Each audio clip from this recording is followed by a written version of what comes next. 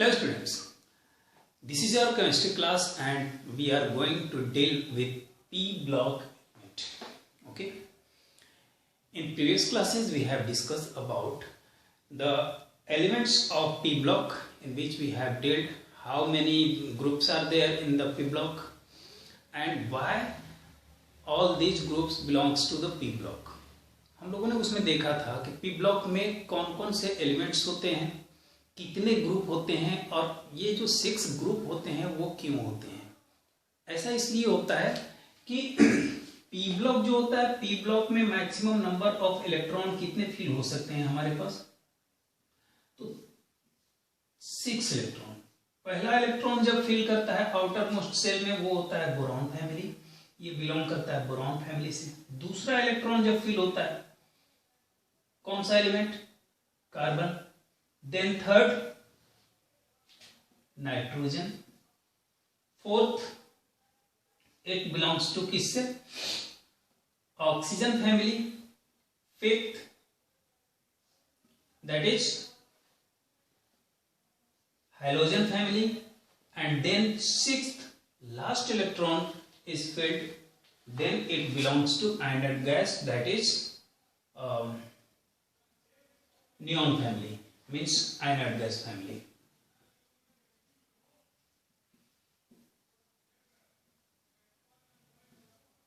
Okay, तो इस तरह से हमारे पास कितने ग्रुप्स हो जाते हैं, 6 ग्रुप हो जाते हैं। ठीक है, boron, carbon, nitrogen, oxygen and neon. और इसमें एक होता है जो helium, that is exception case. Now today we are going to deal about the boron family. Boron family के कैरेक्टरिस्टिक्स क्या हैं, ये किस ग्रुप को बिलोंग करता है, इसके बारे में हम लोग आज डील करेंगे। Okay, so let's we start now.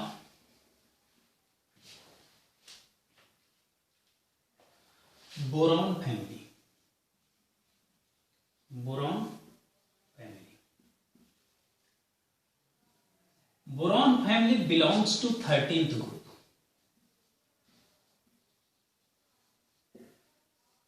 ठीक है, 13th ग्रुप से बिलोंग करता है। और देखो एक्चुअली बात ये होता है कि बोरॉन फैमिली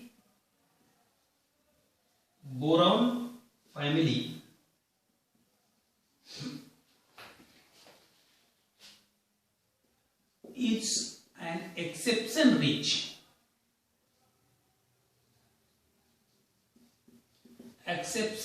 family। आप देखोगे तो क्या होता है, boron, aluminium, gallium, indium and thallium, all these are the member of the boron family and in this family so many exceptions are there। आप एटॉमिक साइज को अभी हम लोग देखेंगे, उसमें कैसे वेरी करता है और क्यों वेरी करता है, इसको भी हम लोग डील करेंगे। इसका फॉर्मूला तो आप लोगों को याद होगा, बैगन, आलू, गाजर, इंथैला, ये जैसे भी आप लोग याद करते हो। This is most important that the position of the elements according and there what with their atomic number and their periods also you have to remember। तो चाहे आप इसको ऐसे याद करो, बैंगन, आलू, गाजर, इंथैला, या फिर आप याद करो बैलगाय, तबेला, चाहे जैसे याद करो, आपको याद रहना चाहिए इनके सिंबल्स और इनके एग्जैक्ट लोकेशन। ओके, तो देखो फर्स्ट पॉइंट तो आ जाता है, boron family is an exception rich family. सबसे ज्यादा if we discuss here, this is boron belongs to metalloid, और मेटलॉइड के नीचे जितने होते हैं ये सब क्या होते हैं, मेटल होते हैं। And on the top of the metalloid all those are non-metal, means this family has no any non-metal, it has metalloid as well as metal in it, is that? Now इनके अगर electronic configuration को check करोगे तो उसमें भी आपको मिलेगा, ये बिलोंग करता है 2s2 2p1 क्यों? Because second period is that aluminium third period means 3s2 3p1, gallium fourth period that is 4s2 4p1, indium fifth period 5s2 5p1, and thallium sixth period that is 6s2 6p1. Is that means this family belongs to ns2 np1. Is that? Now if we talk about the order of size,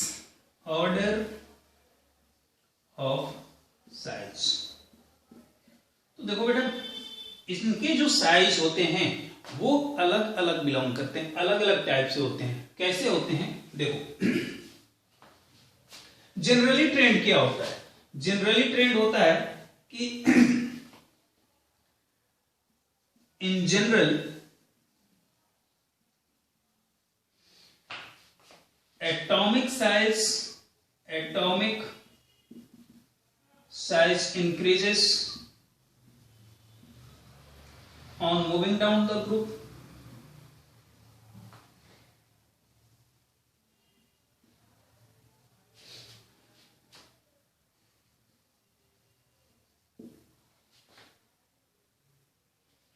And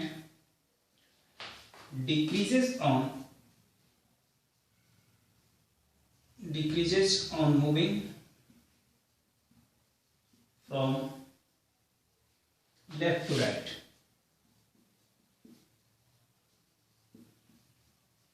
but अब देखो, ये तो हुई general बात.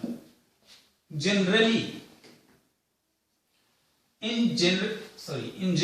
Generally atomic size क्या होता है? Increase करता है. टॉप टू बॉटम जाने पर जनरली क्या करता है? साइज इंक्रीज करता है. If we talk about the s block element, top to bottom जाने पर एटॉमिक साइज इंक्रीज करता है, एटॉमिक नंबर इंक्रीज करता है, तो एटॉमिक साइज भी इंक्रीज करता है. But in this case what will be happen in 13th period?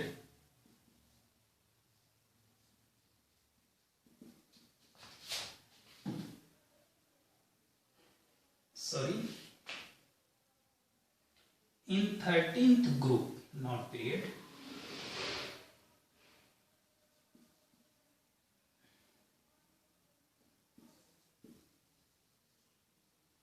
Group, gallium is smaller than aluminium. Aluminium से क्या होता है? गैलियम का साइज छोटा होता है. और ऐसा क्यों होता है? Due to d block contraction. D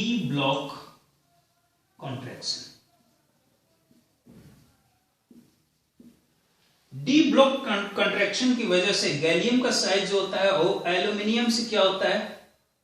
कम होता है. यहां पर तो generally what will be happen? Gallium should be greater than aluminium, but in this case gallium is smaller than aluminium. Means atomic size of gallium is smaller than aluminium. Why? Question is that why? Due to d block contraction. अब d block contraction क्या होता है? तो देखो, generally हम बात करेंगे D block contraction क्या होता है. तो थर्ड पीरियड से आपका शुरू हो जाता है क्या? This is the second period. Third period and fourth period. अब थर्ड पीरियड ऑनवर्ड, जब हम थर्ड पीरियड से आगे बढ़ते हैं तो वहां पर क्या होता है? डी ब्लॉक शुरू हो जाता है. मींस अगर हम बात करें एल्यूमिनियम से पहले थर्ड पीरियड में कितने होते हैं? डी ब्लॉक एलिमेंट्स होते हैं. Is that? तो वो डी ब्लॉक एलिमेंट्स क्या करते हैं? इनकी शेल्डिंग पावर को बढ़ा देते हैं. चलो हम लोग डी ब्लॉक कंट्रैक्शन पर डिस्कस करते हैं. First of all copy now.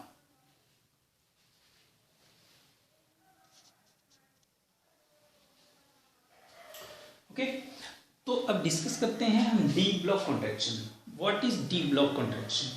On moving from aluminium to gallium, aluminium that is what 13th period, sorry, third period,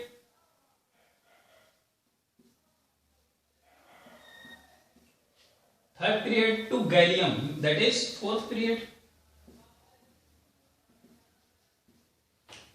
On moving from aluminium to gallium, that is third period to fourth period.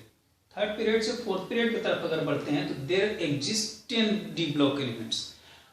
D block elements में से हमारी मुलाकात होती है in which the last electron, जिसके last electron जो है वो एंटर करते हैं n-1 D subshell. Is that? तो n-1 डी सबसेल में अगर एंटर करते हैं तो इससे क्या होता है कि इससे पुअर शील्डिंग इफेक्ट जनरेट होता है. पुअर शील्डिंग इफेक्ट आप इसको लिख भी सकते हो. क्या लिखोगे? and due to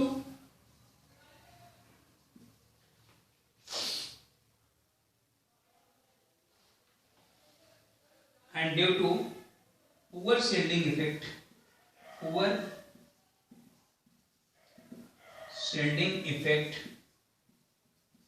of D block elements,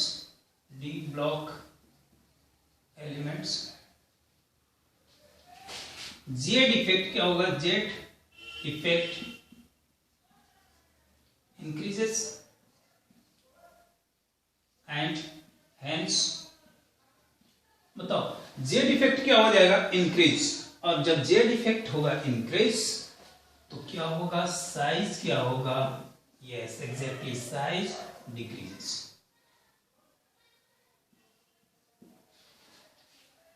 okay, जैसे अब अगर हम इनका ट्रेंड देखेंगे तो इनका ट्रेंड क्या हो जाएगा? गैलियम और एल्यूमिनियम में size of gallium is smaller than aluminium. Aluminium से इसका साइज क्या हो जाएगा? छोटा हो जाएगा. क्लियर है ना? तो आप इसको कॉपी कर लो, फिर हम लोग इसको आगे कैरी करते हैं. That is ionization energy.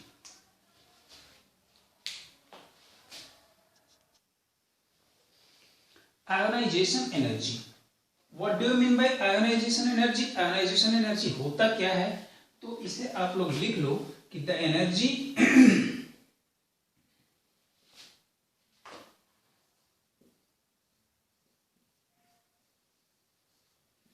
required to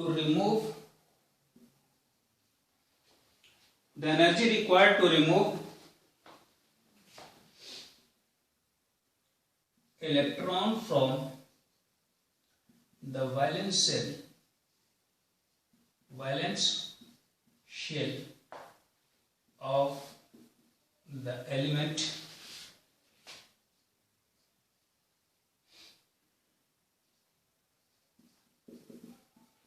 is known as ionization energy.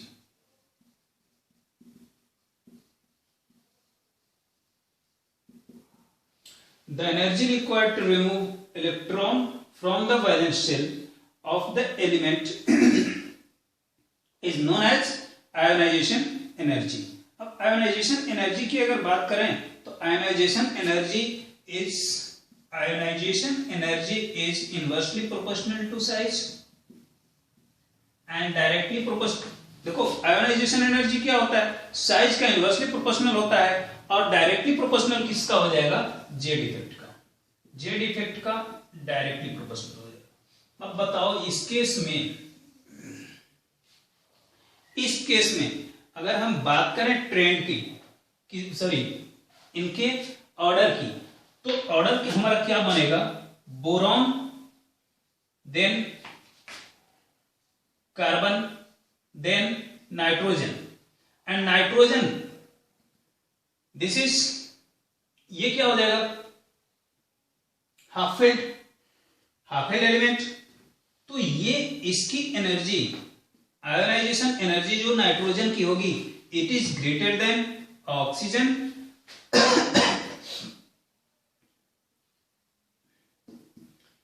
and then trend will be follow same as, that is fluorine, then neon. Is that? अब क्वेश्चन इज दैट कि नाइट्रोजन की energy क्यों ऐसा हो जाता है? अगर second next की बात करें तो ये होता है एल्यूमिनियम। देन एल्यूमिनियम की एनर्जी क्या होगी, less than silicon. Then phosphorus, and phosphorus की एनर्जी क्या होगी, सिलिकॉन से ज्यादा but less than sulphur. Sulphur से क्या होगा, इसकी जो आयोनाइजेशन एनर्जी होगी वो क्या होगी, ग्रेटर होगी। सल्फर से भी इसकी एनर्जी ग्रेटर होगी। Then trend is follows as chlorine and then argon. Is that question is that why this followed, this order is followed?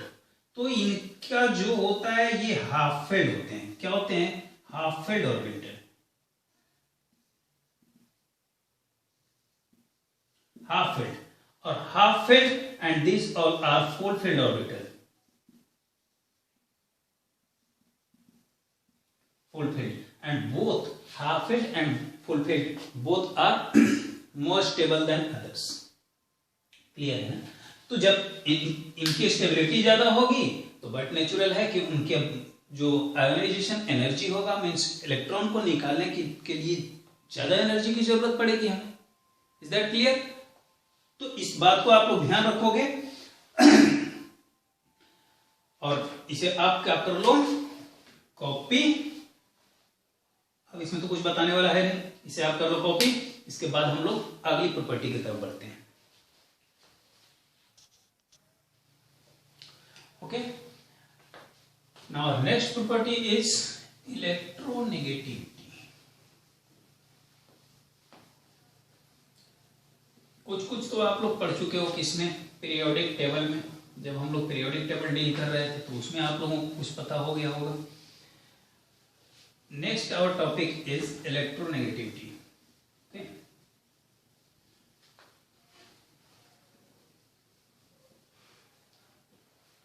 तो देखो इलेक्ट्रोनेगेटिविटी। अब इलेक्ट्रोनेगेटिविटी क्या होता है ये तो बताने की जरूरत है नहीं। आप इसको ध्यान से देखो। इलेक्ट्रोनेगेटिविटी में बोरॉन फैमिली मतलब पी ब्लॉक एलिमेंट का क्या ट्रेंड होता है।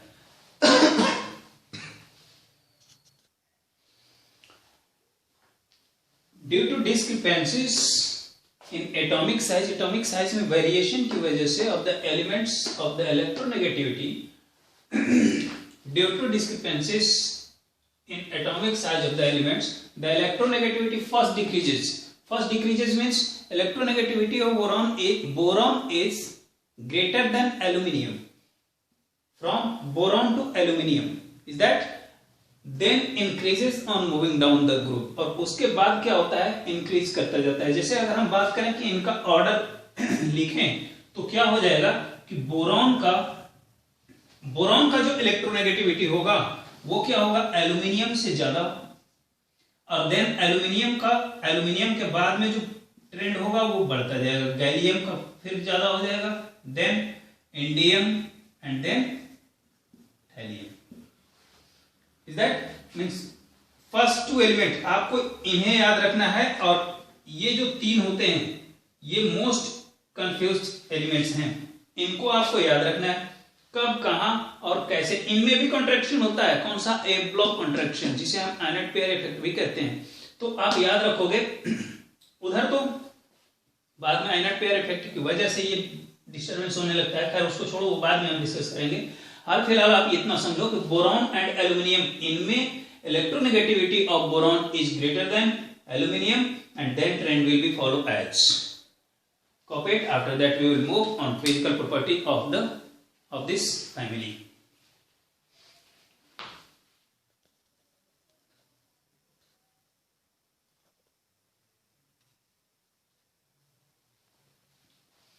Okay, then physical properties. First physical property of this family is, पहली physical property इसकी क्या है कि बोरॉन जो है वो नॉन मेटेलिक इन नेचर होता है। बोरॉन ना लिखो, हाँ ठीक है। Boron is non metallic in nature, और है कैसा, मेटलॉइड की तरफ बिहेव करता है करता है। तो पहले तो इसकी ये कैरेक्टरिस्टिक होती है कि it is non metallic in nature and behave as metalloid. क्यों करता है वो भी हम लोग डिस्कस कर लेंगे। Second,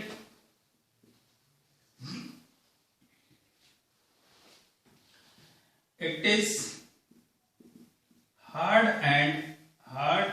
and black coloured, black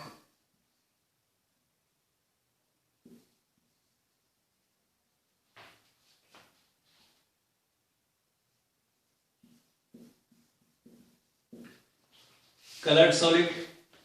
Our third point is exist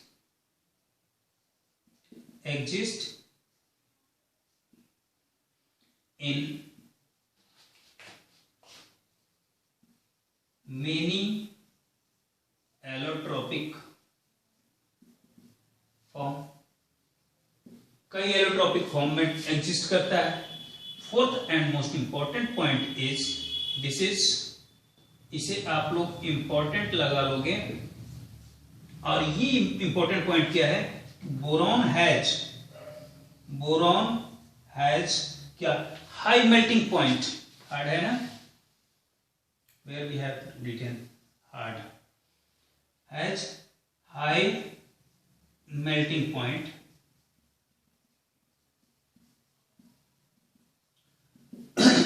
boron का जो मेल्टिंग पॉइंट होता है वो क्या होता है, हाई होता है। क्यों होता है, boron has high melting point due to crystalline lattice. Crystalline lattice होने की वजह से इसका जो मेल्टिंग पॉइंट होता है वो क्या होता है, हाई होता है। whereas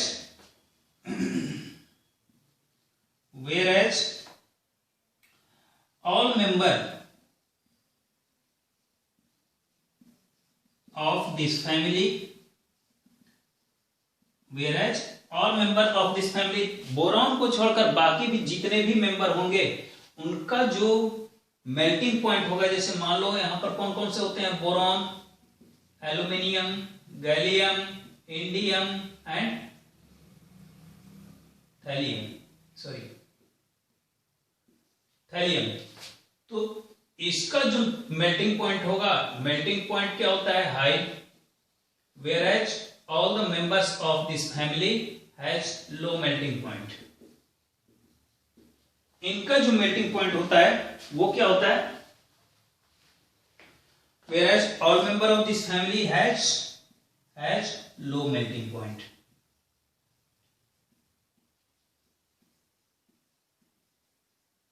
Is that now if we talk about the density, तो density of the elements of this group, देखो बेटा, टॉप टू बॉटम अगर मूव करते हैं तो डेंसिटी क्या होता है, increases. Means top to bottom जाने पर density of the element of the group increases on moving down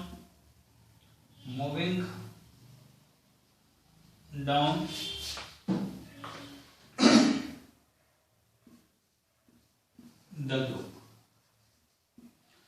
top to bottom जाने पर डेंसिटी क्या होती है, इंक्रीज करती है, whereas melting point of the boron is higher than all the elements of this group। Clear? Copy करो आप इसको, इसके बाद हम लोग डिस्कस करेंगे chemical property of this family.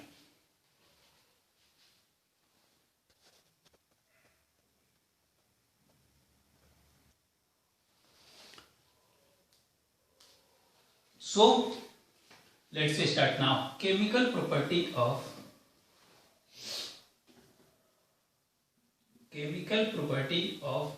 this family. तो देखो boron, aluminium, gallium, indium and thallium. In this first two member means boron and aluminium both has +3 oxidation state. Both show +3 oxidation state. ये दोनों क्या करते हैं? +3 oxidation state show करते हैं. Whereas gallium to thallium all these three show +1 and +3 oxidation state.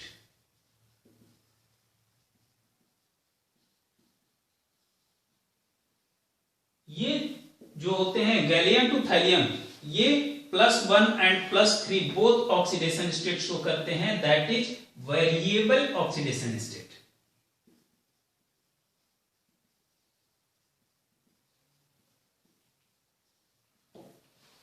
ठीक है.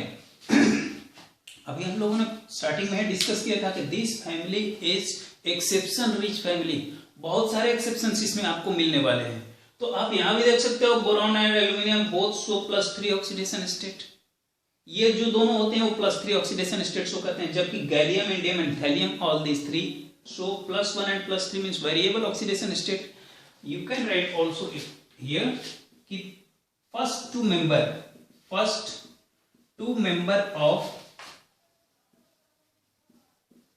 member of this family, that is boron and aluminium, show +3 oxidation state. +3 oxidation state, whereas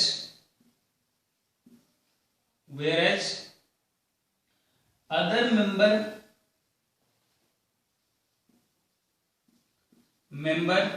of this family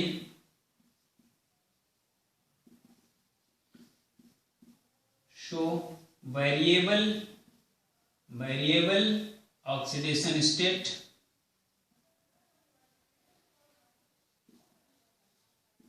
That is +1 and +3 or both. Okay.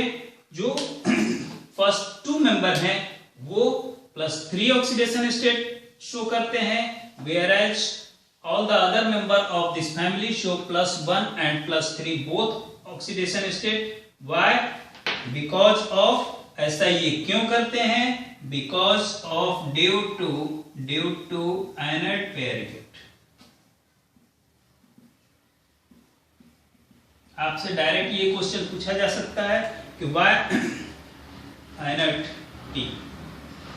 pair effect. Why?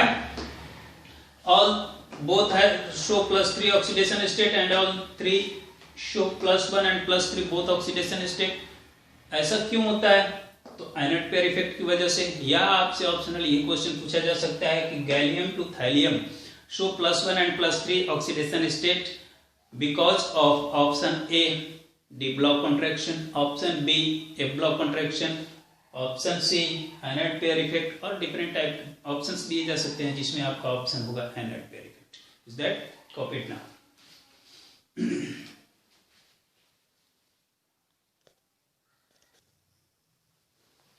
One more thing here, that is अगर आप इनका trend देखो stability की, इसे भी आप लोग लिख लेना. Stability, yes, stability of monovalent and trivalent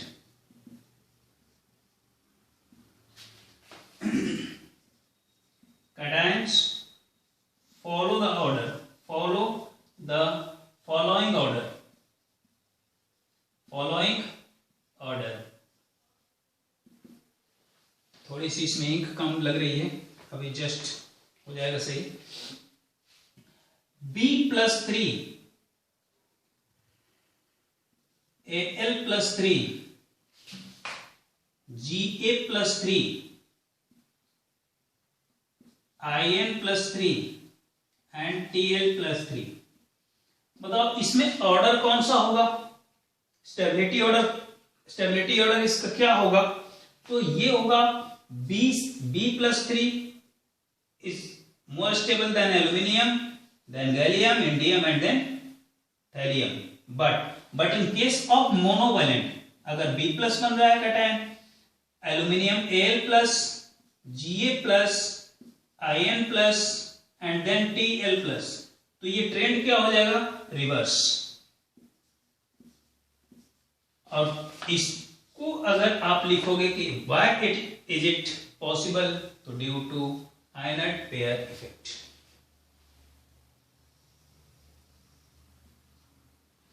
clear है ना? तो इसे भी आप लोग कॉपी कर लोगे, ये ट्रेंड आपसे पूछा जा सकता है।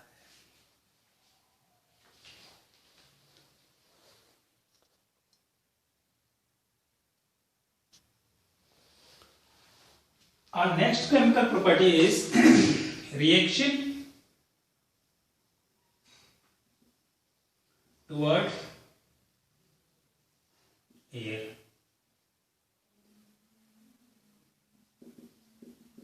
तो देखो जितने भी इस मेंबर के इस फैमिली के जितने भी मेंबर्स हैं, सॉरी मेंबर के फैमिली नहीं, इस फैमिली के जितने भी मेंबर हैं, they all are combined with oxygen to form M2O3 like compound।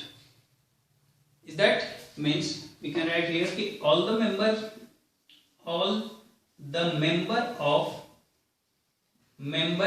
of this family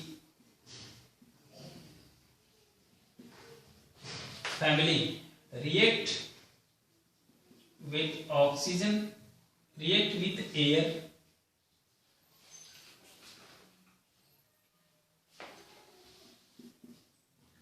to form M2O3 type compound और ऑक्साइड्स। ठीक है, लाइक ये बनाएंगे बोरॉन अगर ऑक्सीजन से रिएक्शन करेगा तो बनाएगा B2O3 Al2O3।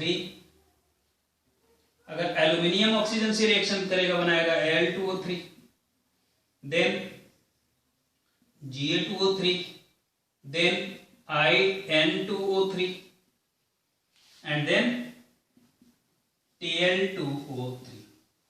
कुछ इस टाइप के कंपाउंड्स बनाएंगे, B2O3, Al2O3, Ga2O3 and In2O3 and Tl2O3।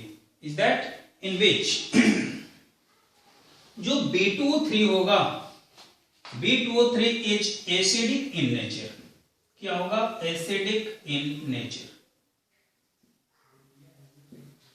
B2O3 क्या होता है? एसिडिक होता है जनरली। ये क्या होगा? एसिडिक।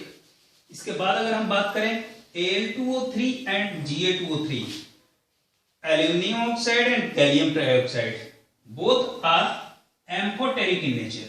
क्या होते हैं? Amphoteric in nature. आप जानते हो एम्फोटेरिक क्या होता है?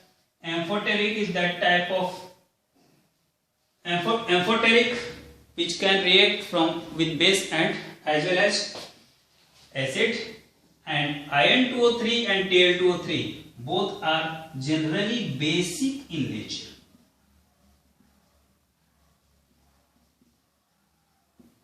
ठीक है, तो ये इनकी केमिकल प्रॉपर्टी में सेकंड पॉइंट है, रिएक्शन टुवर्ड एयर। अब आप इसको कॉपी कर लो and today we finish this point। After that we will discuss about the different more chemical property of this family। तब तक के लिए thank you।